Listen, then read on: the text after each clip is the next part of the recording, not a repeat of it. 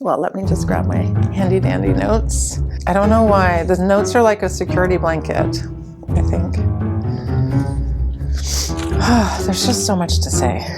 Just to say that throughout the course of this video, the lighting may get slowly darker and darker and darker and darker. And Granola's with me.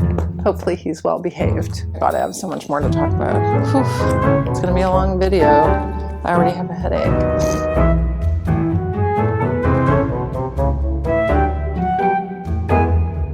Hi everyone, it's me, Jess. Welcome to another video. I'm so excited to be here with you today to talk about some of the books that I have read in the last couple of months. It's been a little while since I did a reading wrap-up or recent reads, and I have a lot of books to talk about. I have my notes with me. I would recommend grabbing a hot drink or a cold drink or a glass of wine or whatever you would like, a snack, because I think we're going to be here for a little while. I have quite a few books to chat about and I have lots of thoughts on these books. I'd like to do them justice. I'm not sure how much justice I can give to these books in a wrap-up video because I don't want it to be too long, but I'll do my best.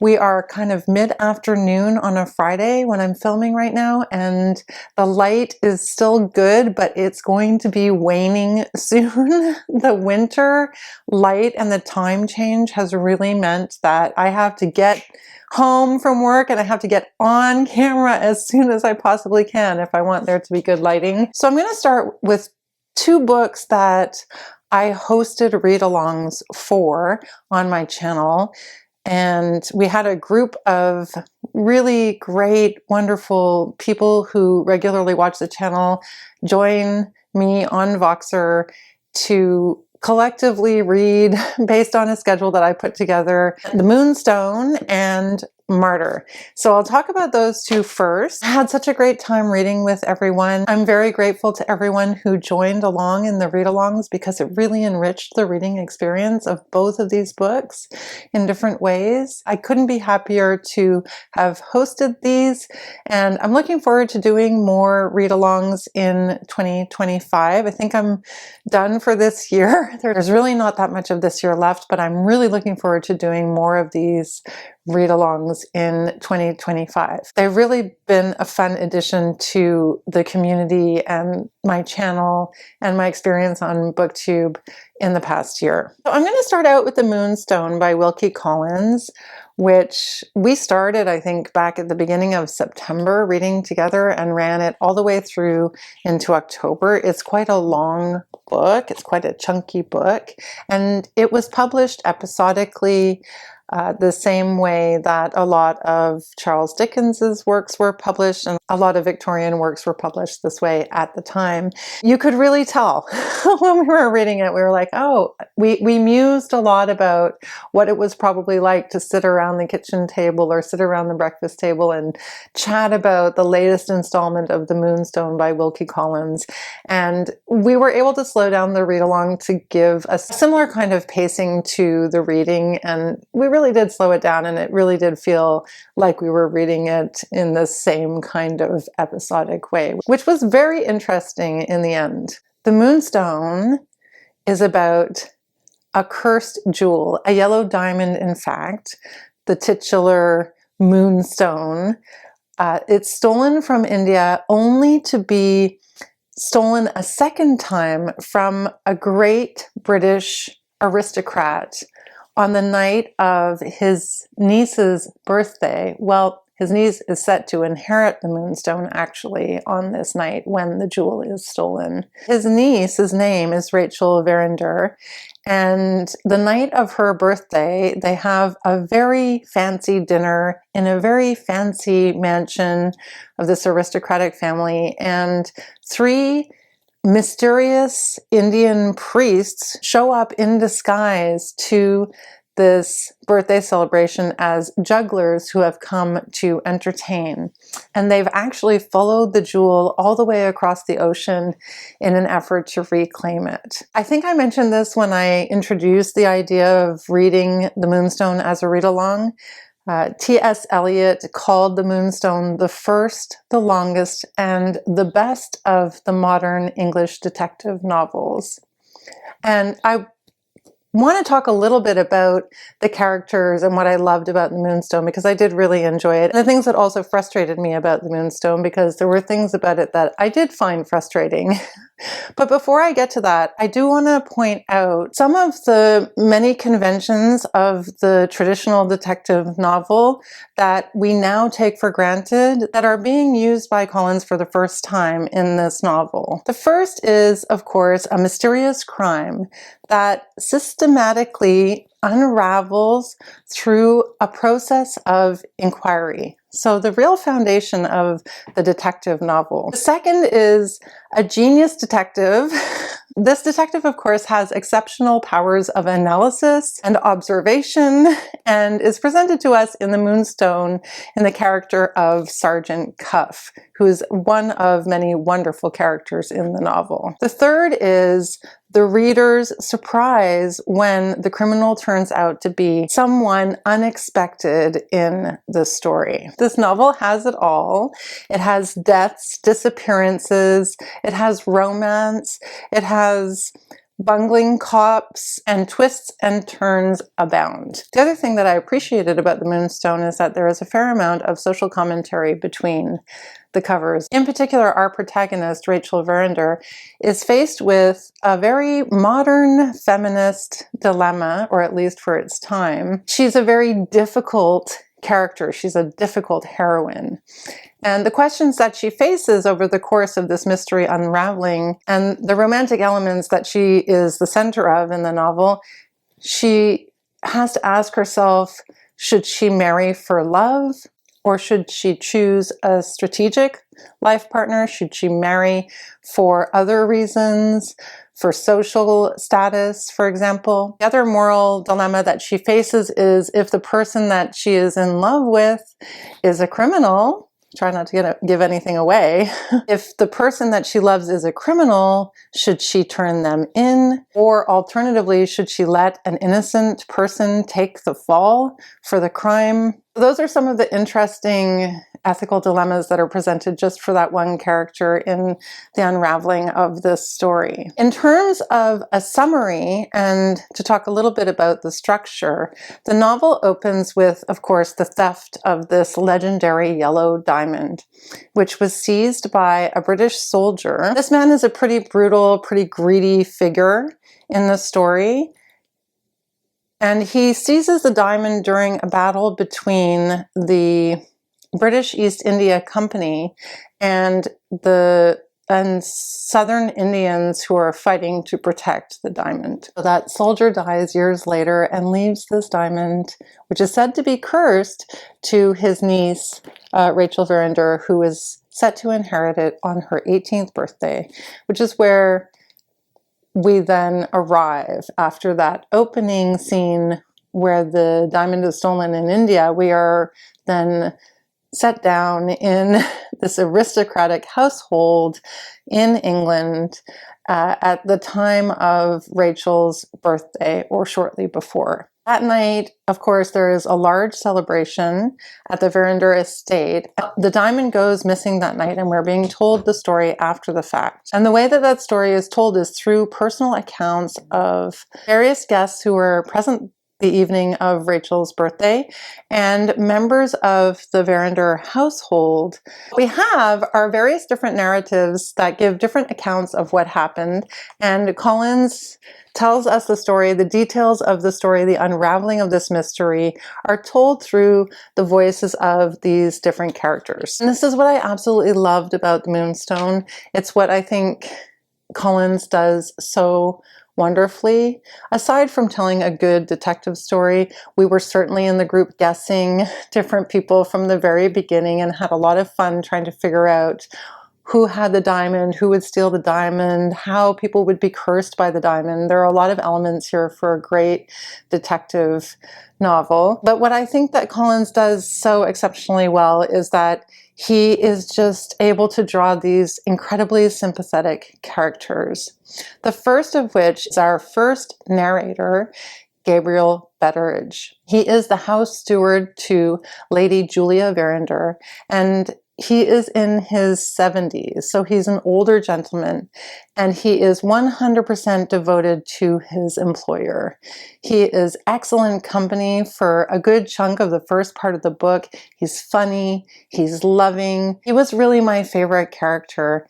He just was a joy to hear from and a pleasure to listen to as a reader or to read from as a reader. He is then followed up by a much more distasteful character in Drusilla Clack, who is a distant relative to the family. She is a Christian who is trying to evangelize, is that a word? She's trying to impose her Christian values on everybody in the family. And she has really been an outsider to the family as a result of her Christian fervor, you could say. She offers an opportunity for a lot of comedy in the novel, and that particular part of the narration is very, very funny. Collins is able to use her character as a tool to critique religion and Christianity of the time, which was extremely well executed. Other narrators of the story include Franklin Blake, who is Rachel's main love interest and her cousin, and Ezra Jennings, who is an assistant to a doctor who was present the evening of Rachel's birthday, who has some unconventional approaches to medicine, which is another interesting thread of social commentary that Collins is making. And of course, the illustrious Sergeant Cuff, who is our prototype for this eccentric kind of true detective character that most mysteries now really do rely on. So there are two characters who are more underdog characters in the story. Ezra Jennings, who is this racially ambiguous character and comes from a background where he was accused of a crime he didn't commit. So that character is very, very interesting. And we also have the character of the Verinders' housemaid, Rosanna Spearman. She was a thief before she came into the Verinder household. And these characters are extremely sympathetic. Like, Collins is very sympathetic in his representation of these characters. And it was these characters that really, really made the book for me. I just found they were jumping off the page. They were drawing me in. I felt like I was having conversations with them as opposed to reading them off the page. I'm not going to tell you what happens. I'm not going to tell you about all of the different twists and turns. I already feel like I've spoken quite a long time about the Moonstone, and I could make a separate video for it, of course.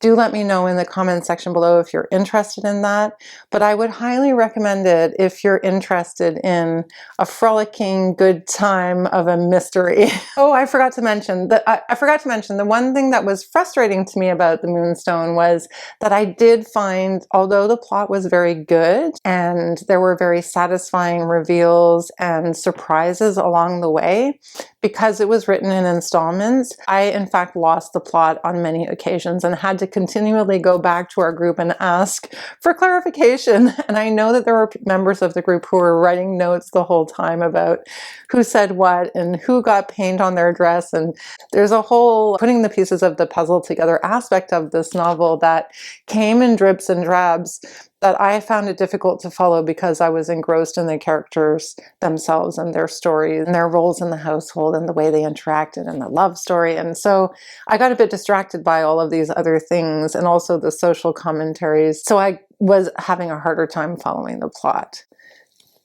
Doesn't take away from this novel at all, though. I think it was more of a me problem than a problem of the novel. But just a heads up that it's episodic. So a lot of the clues are dropped early on and then they're not picked up until quite a bit later on. So that's something to keep in mind if you're a very plot-driven reader. So the next book that I hosted a read-along for was Martyr by Kaveh Akbar. This is longlisted for the National Book Award. I think it might also be shortlisted. I think the shortlist has been announced, if I'm not mistaken, and I'm pretty sure it's on there. I have mixed feelings about Martyr. Most of the booktubers that I've watched discuss Martyr have had incredibly positive things to say about it, and I don't want to take away from the positive impressions that people have of Martyr, but I did struggle a bit with this one. I'll get to the reasons why in just a moment. First, let me just explain the basics of the plot. We follow our protagonist, Cyrus.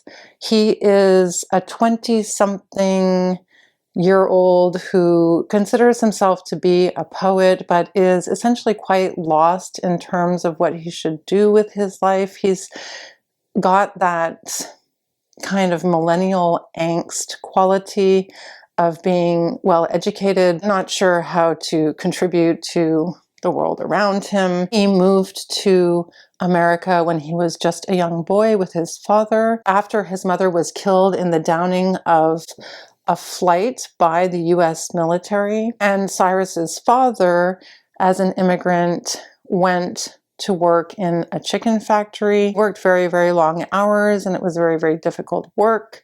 And he worked extra overtime hours to make extra money so that he could have enough money to send Cyrus to school. Cyrus goes to college, and as soon as he goes off to college, his father also dies. It's almost as if his father has lived and worked hard and lived long enough just to the point where he can get Cyrus to college. And then, of course, Cyrus becomes an orphan of a second-generation immigrant from Iran, and he becomes orphaned.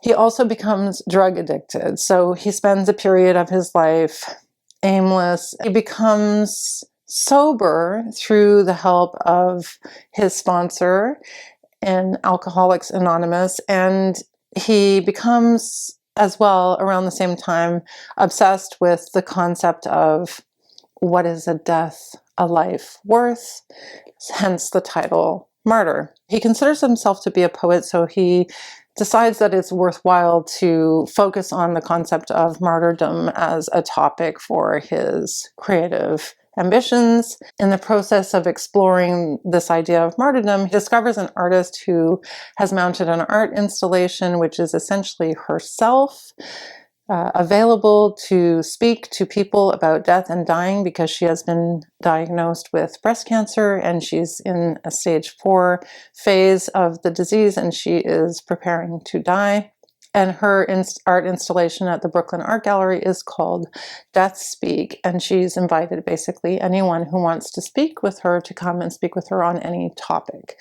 So Cyrus makes the pilgrimage to New York City to meet this woman in pursuit of his ideas about being a martyr and writing about martyrdom, which is mostly prompted by his mother's death. It's also inspired by his uncle Arash, who spent the Iran-Iraq War traveling through fields of dying young soldiers, outfitted as the angel of death in order to give them emotional comfort. Those two characters kind of inspire this idea. Cyrus is also confused about the purpose of his own life and the meaning of his own life, along with the meaning of his mother's death and death in general. So in terms of topics that the novel touches on, of course, we have this lifelong concern of us human beings that are conscious and aware of our own mortality. What is the meaning of our death? What is the meaning of our life? Cyrus really wants his death to have meaning, which to me, at least from my reading of this novel, made me think he wanted his life to have meaning. There are some very touching moments in conversations that he does have with this artist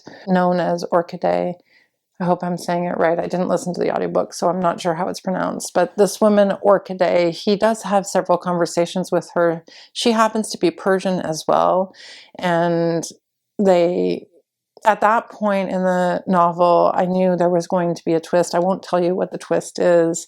I will tell you that I wasn't very pleased with the twist. I thought the twist was not very believable and a little too convenient. I thought the book suffered a little bit from this. The idea that you have to give the reader these hooks and these twists in order for them to stay interested in what you're writing about. I felt that this book suffered from that a bit, and it bothered me because I didn't think it needed to have this big twist, and the twist wasn't quite what I thought it was going to be, and then I got irritated by that. So I do think that some of the other readers shared my irritation in our group. He touches on millennial angst, as I've said. He also touches on trauma and addiction, obviously traumatized by the death of his mother. He also touches on the immigrant experience through the descriptions of his father and his father's work, and himself being a second-generation immigrant. He writes about the meaning of life and the meaning of death. He's also presenting the experience of an Iranian immigrant and talks a little bit about the political situation with the US, with the West and the Middle East, particularly Iran and the US.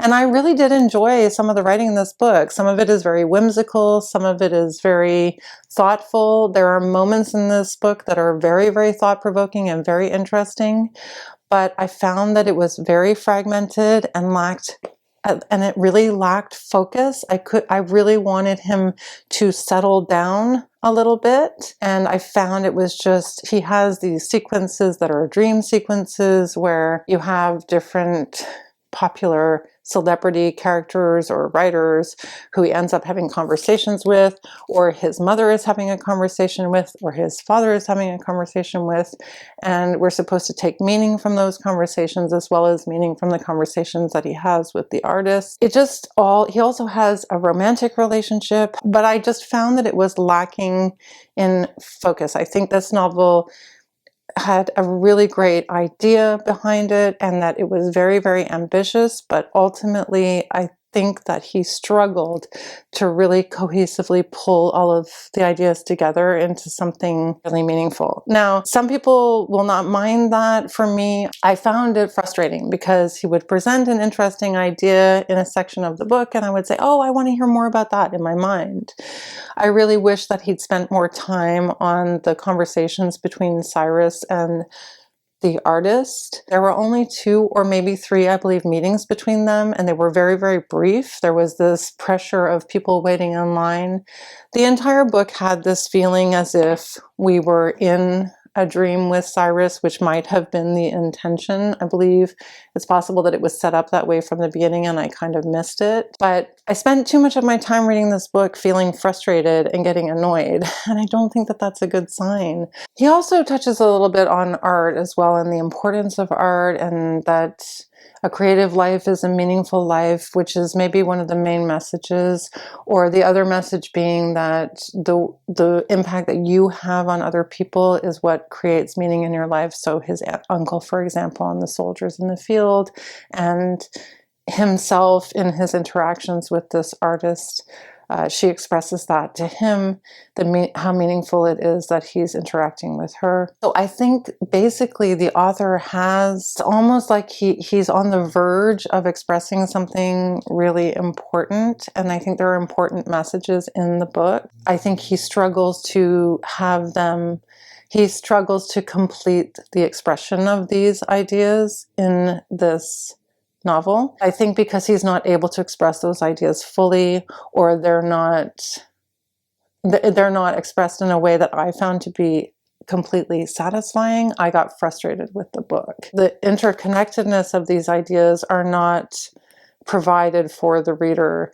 We are left to try to make connections between a lot of different, I felt like there were breadcrumbs that were dropped for me throughout the novel, and I felt it was too much to ask of the reader, or too much to ask from me of a reader. And I don't know, maybe I just wasn't smart enough to get some of it, but that's not a good feeling for a reader to leave from reading a book. So I know that everybody brings their own subjectivity to the reading experience, but I did struggle a little bit with this one. I don't know if it was because it was really hyped up and I was really excited for it, or if it's for the reasons that I've just expressed. So I think he's a good writer. I don't think that this book was as successful as it could have been. The next book I'm going to talk about was amazing. I had read Elena Knows with my friend Lori, and we together decided to read A Little Luck by Claudia Piniero. Claudia Piniero is just a master at writing suspense, writing emotionally in a way that you can connect to a character and really empathize with their experience. So even though her books are presented as crime novels, they really are more exploring the experience of people living in society and what are some of the problems that we have in society, or what are some of the dilemmas that we find ourselves up against in society. And that is true for A Little Luck. It tells the story of Maria. She goes by Mary at the beginning of the book, where she's living in Boston. And we find out that she is living in Boston because she left Buenos Aires abruptly for a particular reason. We're not sure why. And we're given little vignettes of the unfolding of the story of why she left. And it has to do with an accident that she was involved in, and the consequences of this accident to her family, and we learn why she left ultimately. And then Mary decides to return to Buenos Aires. This is after her husband has just passed away. He was an educator, and he's sending her over to Buenos Aires to help with the training of teachers in a specific educational approach. She goes back to the place that she left some, I think, 20 years before. I could be wrong on that number, but some long period of time before. And what we discover is that, well, what ends up happening is that we discover more about this accident and more about the reason why she left. I don't want to give anything away. I really don't want this to have any spoilers, but we discover some very momentous things about the decisions that she made and the reasons why she made these decisions, because she found herself in an impossible situation.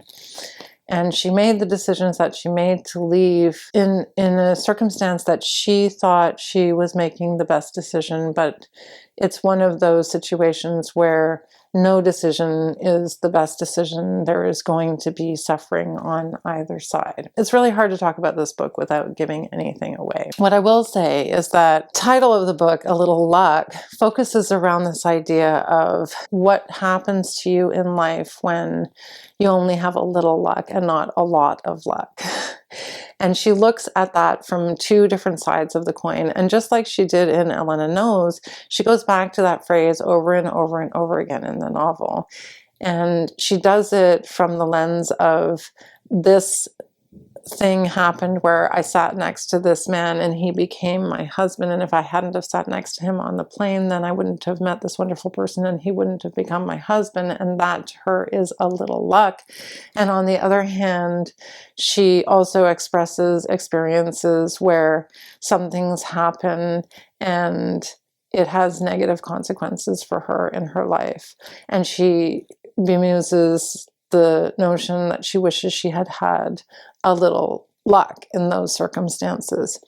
But she also contends with the idea that luck is not it's not a construct that we can actually use to interpret the things that happen to us in our lives. And what I thought was most interesting about this book is that what happens to her, she takes responsibility for something that happens, and there's a question about whether she should take responsibility for what has happened, or whether she is to blame for what has happened, or whether there are wider elements that are responsible for what has happened.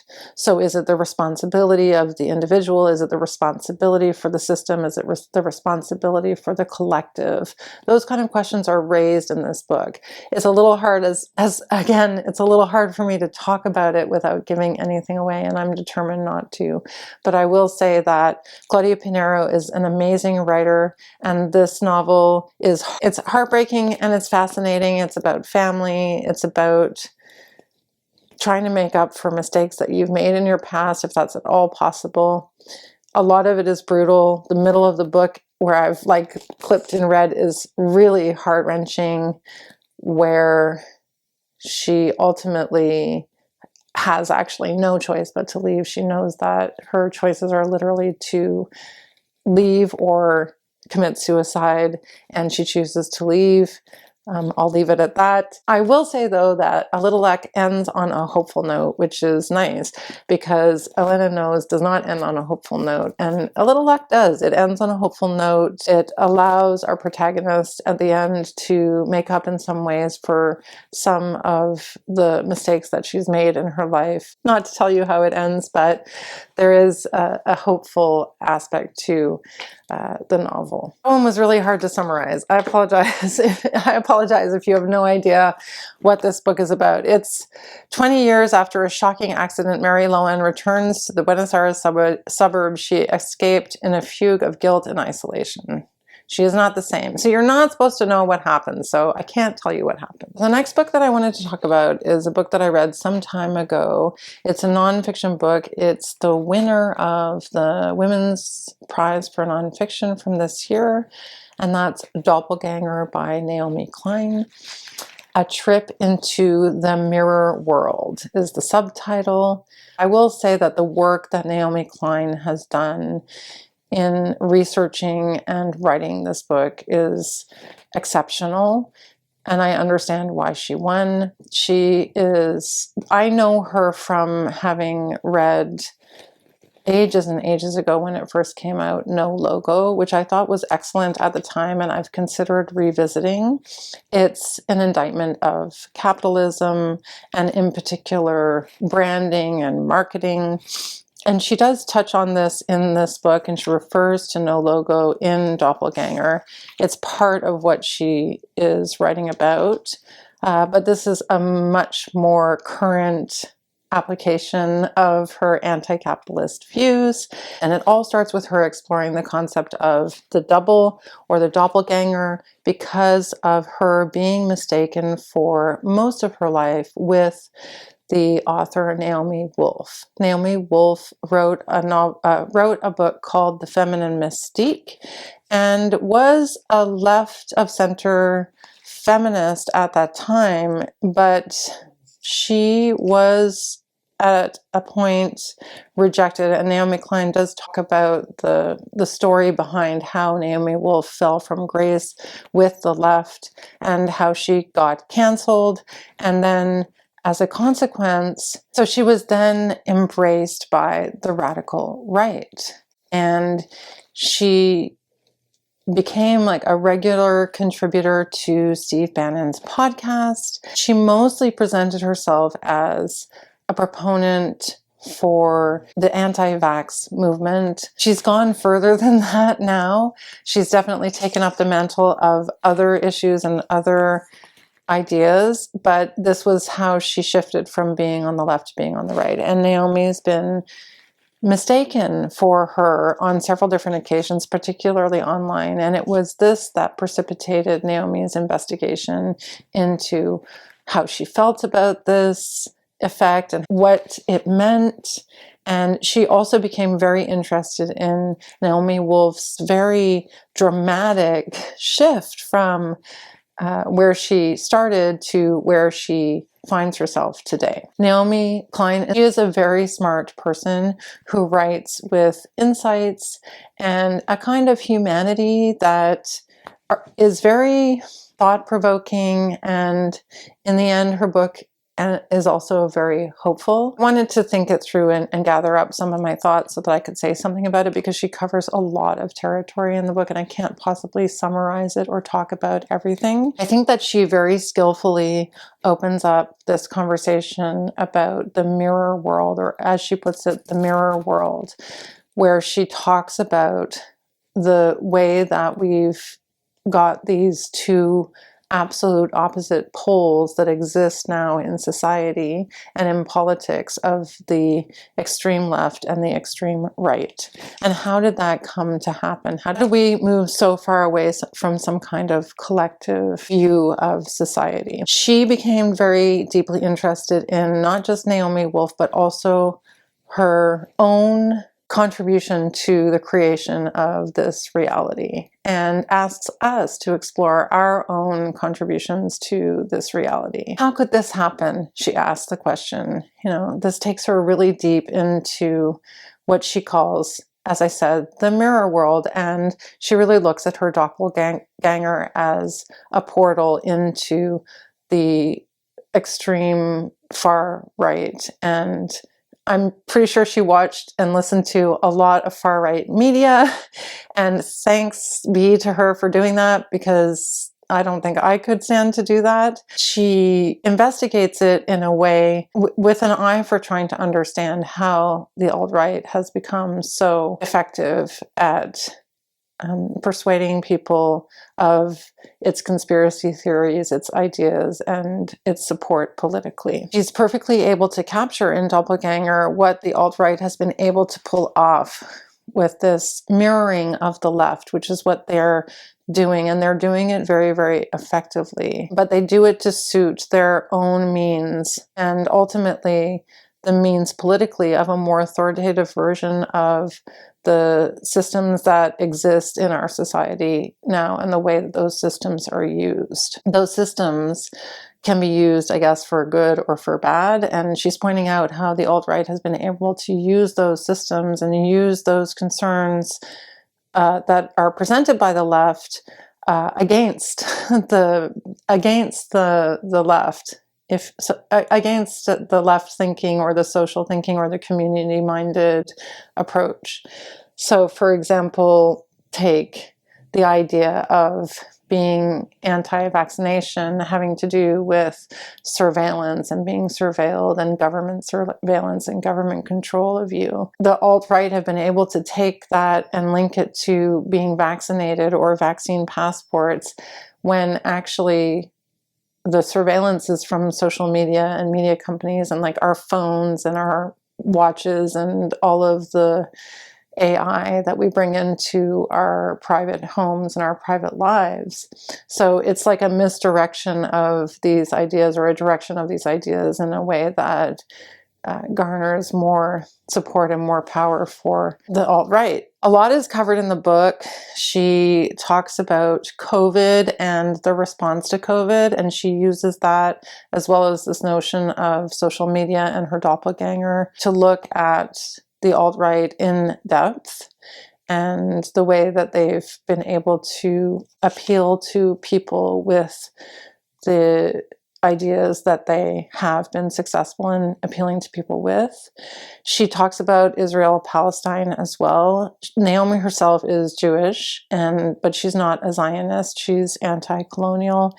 And so it shouldn't come to us as really as a surprise to anyone who reads this book that she talks about the situation between Israel and Palestine as a genocide. She also talks about the idea of the optimal human being, the individual, the optimal human being, and she connects this with eugenics and, of course, the far right. She, of course, explores the notion of a double or a doppelganger, opposite sides of the same coin, and how we represent ourselves online, and how that can never be a true or honest representation of who we are. I say, as I talk to you about this book on my YouTube channel, that these are just personas, and they are in a way our own versions of our own doppelganger, which I thought was really interesting. She talks about how COVID changed everything, and how we really have to collectively think about how we are going to move forward in a post-COVID world that is very, very different from the way the world was pre-COVID, and that it doesn't help us to look back to the world pre-COVID and work from that vantage point anymore, because the shift has been too great to be able to do that. So we need to adapt to this new post-COVID world that we're living in and try to use the tools that we have to build a better world in this new society. She also talks about autism and the anti-vax movement and the fear of autism.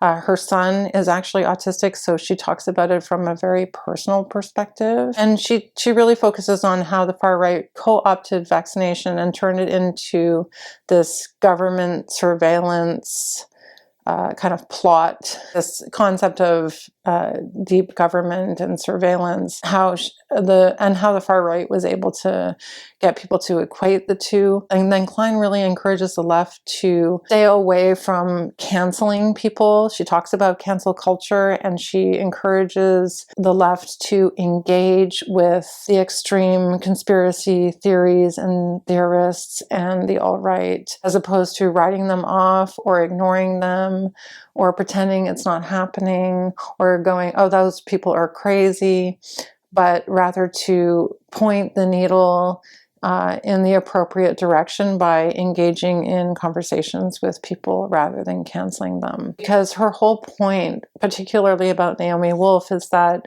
because Naomi Wolf was effectively canceled by the left, she became radicalized by the right. And she uses that as an example for us to think about in the wider context of the society that we're living in, which is created through capitalism and the focus on the individual. So the focus on the individual is problematic because the individual becomes something that can be canceled, someone that can be shamed publicly, someone that can be pushed off their pedestal, kicked off their pedestal, and that moves us away from what we really need to be focusing on, which is building community and building a society that's based on community well-being.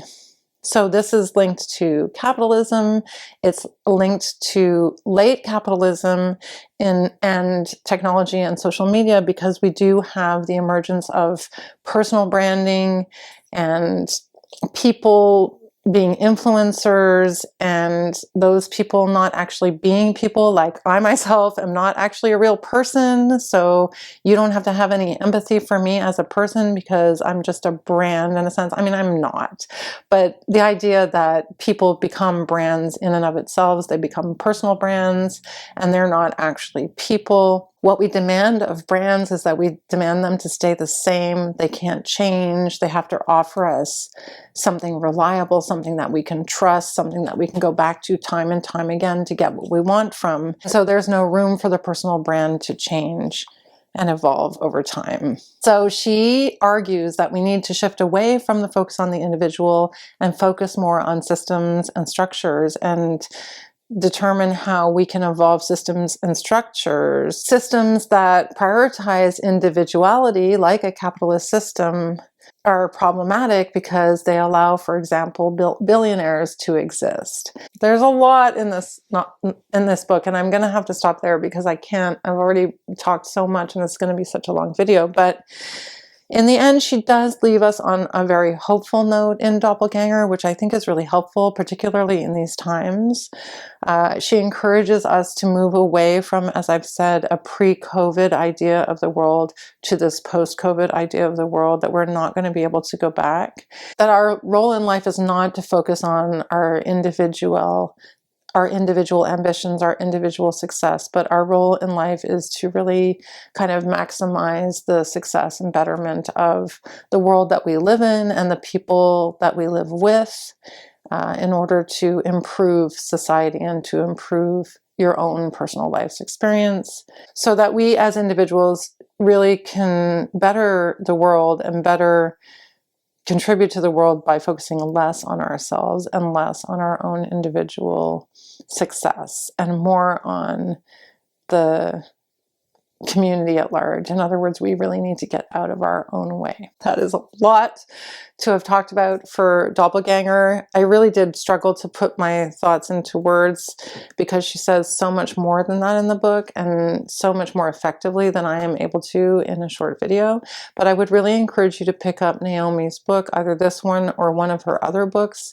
She's got other books, The Shock Doctrine, a number of others that I don't have the titles, are not coming to mind, but I certainly think that that I will go back and read some of her other books, because she carries the same ideas through here in Doppelganger. Excellent, excellent book. I'm very sorry for the glare, and I'm sorry that the light is leaving us, and for the length of this video. I actually had 3 more books to talk about. I think I'm just going to talk about one more and leave it there, and I will do a second wrap-up video because this one seems to be getting very, very long. The last book that I wanted to talk about is another nonfiction book, Why Sinead O'Connor Matters, by Alyson McCabe. I went to an interview with this author and was really intrigued about learning more about Sinead O'Connor and her life and her role as an activist, and just how badly that was received at the time.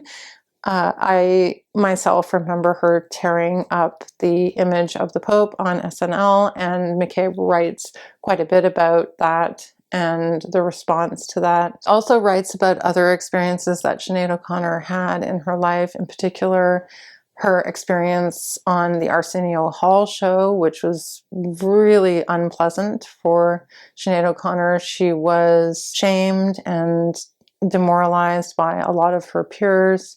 Madonna is someone who played a role in using Sinead O'Connor as a counter to her version of rejecting the church. Sinead O'Connor's version of rejecting the church was portrayed negatively by Madonna, and her own rejection in favor of her own version of rejecting the church and in favor of the advancement of her own career, which McCabe writes about in a chapter in this book.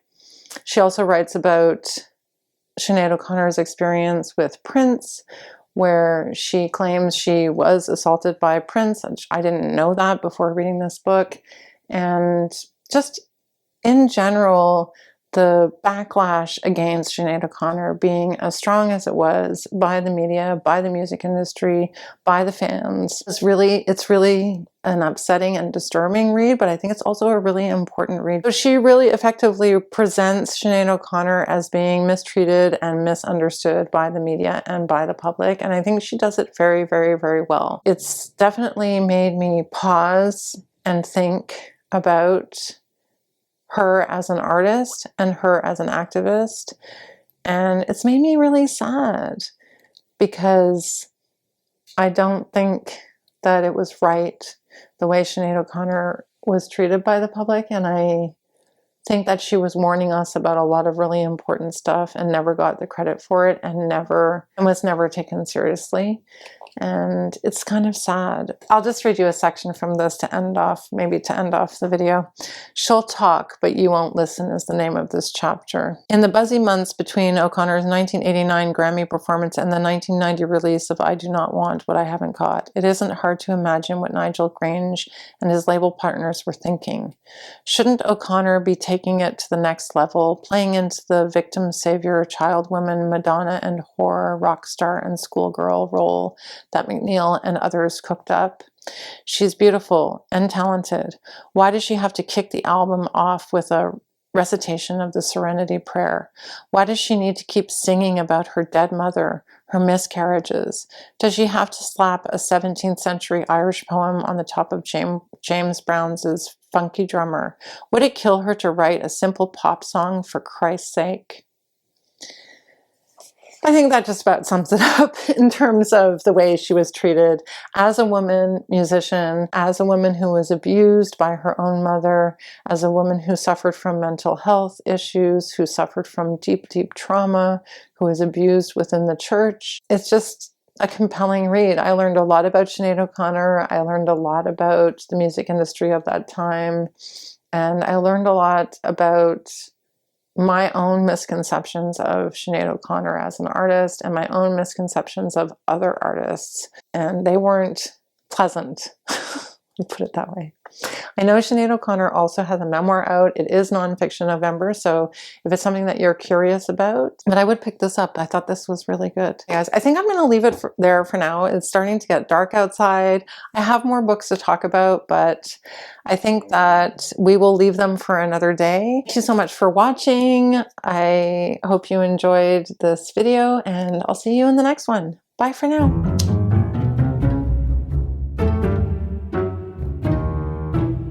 hold up my notes and hold up the book and read the notes and get the glare out of my glasses. Like, it's a lot, guys. Sorry for the glare in my glasses. What can I do? Gotta wear the glasses to read the notes. Someone is texting me.